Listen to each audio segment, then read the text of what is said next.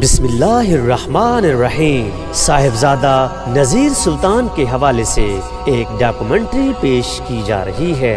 تحریر شیخ امتیاز رحمانی، آواز انصر خان بلوچ۔ صاحبزادہ نذیر سلطان کے اہم ترین سیاسی کارناموں میں جو یقینی طور پر ان کی مغفرت اور بخشش کا سامان اور مان رہے گا، وہ ہے بھٹو کی اسمبلی میں قادیانیوں کے کافر قرار دیے جانے کے بل پر دستخط کرنا، جس پر انہیں اور عوام کو ہمیشہ فخر رہے گا۔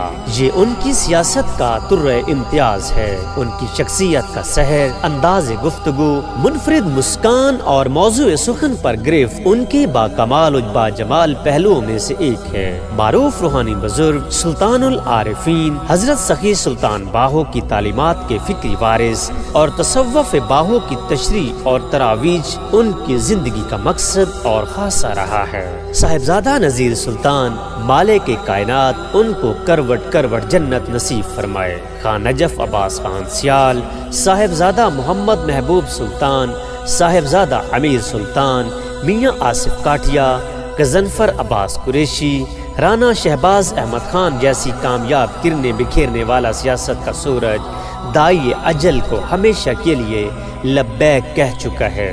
جگر گوشہ سلطان العارفین، خانوادہ حضرت سلطان العارفین کے چشم و چراغ سیاست کے ایک کامیاب ترین مہرے گنے جاتے تھے۔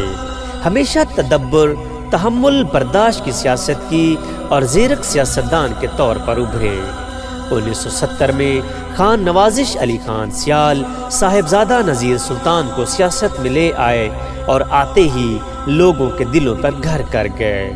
جس دور میں مائع شدہ چادر اور قمیض بڑے پن کی علامت تھی، تب آپ پینٹ شرٹ پہنتے تھے۔ ایک پڑھے لکھے سوجھ بوجھ والے انسان تھے۔ صاحبزادہ گروپ کی کامیابی کا خاصہ ہے کہ یہ دھڑے بندی اور لابی کی سیاست کرتے ہیں اور دھڑوں کا خیال رکھتے ہیں۔ صاحبزادہ سلطان عبد المجید اور صاحبزادہ سلطان حمید کے بھائی تھے، جو سیاست میں سینیٹر اور ناظم رہے۔ 1970 میں 9 ستارہ پارٹی جمعیت کے پینل سے پہلا الیکشن لڑا اور خان عارف خان سیال کو شکست سے دوچار کیا۔ 1977 میں ذوالفقار علی بھٹو سے متاثر ہو کر پیپلز پارٹی سے الیکشن لڑا اور خان نوازش علی خان سیال کو شکست سے دوچار کیا۔ 1985 میں غیر جماعتی بنیادوں پر الیکشن ہوا، خان عارف علی خان سے شکست سے دوچار ہوئے۔ 1988 کے الیکشن میں پیپلز پارٹی کے پلیٹ فارم سے ایک مرتبہ پھر پنجہ آزمائی کی کوشش کی، لیکن شکست سے دوچار ہوئے۔ 1990 کے الیکشن میں ماہر اختر بھروانہ کو شکست سے دوچار کیا۔ 1993 میں ماہر اختر بھروانہ اور عارف خان سیال کو شکست فاش دی اور وزیر مملکت امور خارجہ بنے۔ 1997 میں مسلم لیگ نون کی صاحبزادہ طاہر سلطان سے شکست کھا گئے۔ 2002 میں ملت پارٹی کے پلیٹ فارم سے الیکشن لڑا اور سائمہ اختر بھروانہ سے شکست کھائی۔ 2013 میں آزاد حیثیت سے الیکشن لڑا اور سائمہ اختر بھروانہ کو شکست سے دوچار کیا۔ 2018 کے الیکشن میں اپنے بیٹے بیرسٹر امیر سلطان کو لے آئے، پی ٹی آئی کے پلیٹ فارم سے بیٹے کو الیکشن لڑوایا اور وہ مولانا آصف معاویہ اور امیر عباس سے الیکشن جیت گئے۔ پھر آپ گلے کے کینسر میں مبتلا ہو گئے۔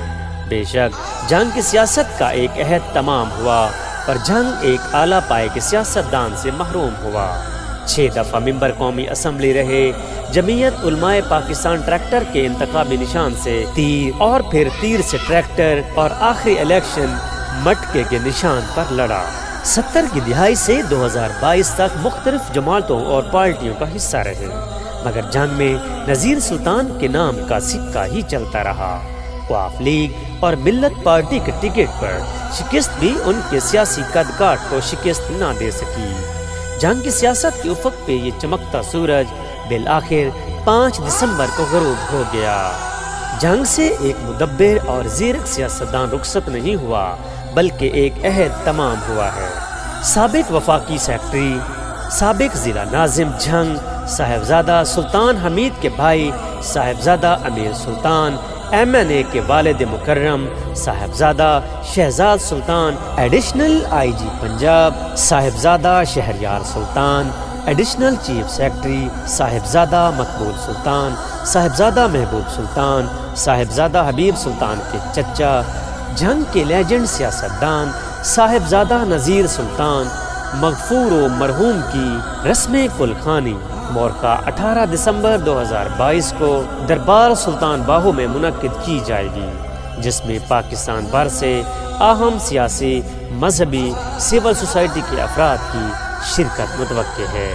ہماری دعا ہے اللہ رب العزت صاحبزادہ نذیر سلطان کی آخرت کی تمام منازل آسان فرمائے، آمین۔ Ansar Khan Baloch, star news on line, دربار سلطان باہو۔